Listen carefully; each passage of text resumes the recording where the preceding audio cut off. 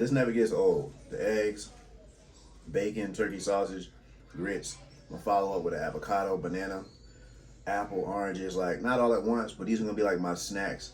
I'm kind of gonna like graze on them throughout the afternoon.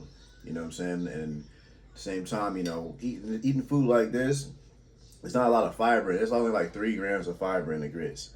So in the first meal or after the first meal, shortly after the first meal, I like to go ahead and start cranking up the fiber intake because I don't want this stuff to stay still for too long inside of me, especially knowing that I want to like perform later on in the day.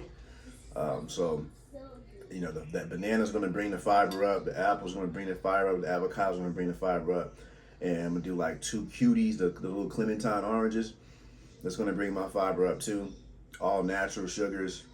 Carbs are going to be relatively moderate, good enough for a workout.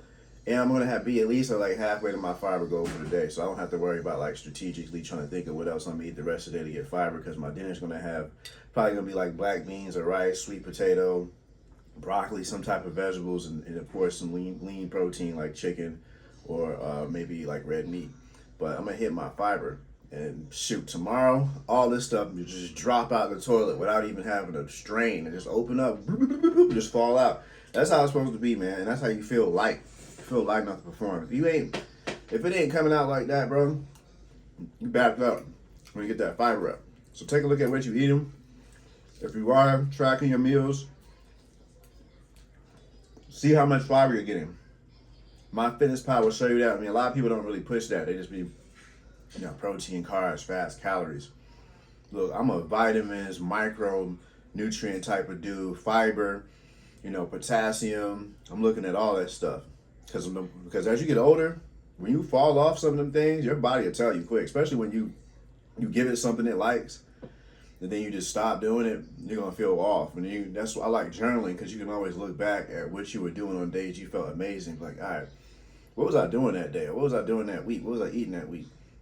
You just go back to doing it, and then you feel better again. It's that simple. But if you're not tracking it, or just keeping it in mind, you're not gonna know. You're just gonna think it's just one of those days. Yeah, it's one of those days you didn't eat well. Trust me. It's all about what you put in. It's not random. Or I just woke up feeling a certain way today because it's just a random day. And sometimes things are just like that. No. You woke up feeling that way because of what you did yesterday, the day before that, and maybe the day before that, the day before that. Now it's having a residual effect on you. Or maybe you didn't sleep well. It's always something that causes it. It's a cause and effect thing. Nothing's random. So I try to make sure I have control over the things that I can have control over. I can control what I eat. I control how much water I drink.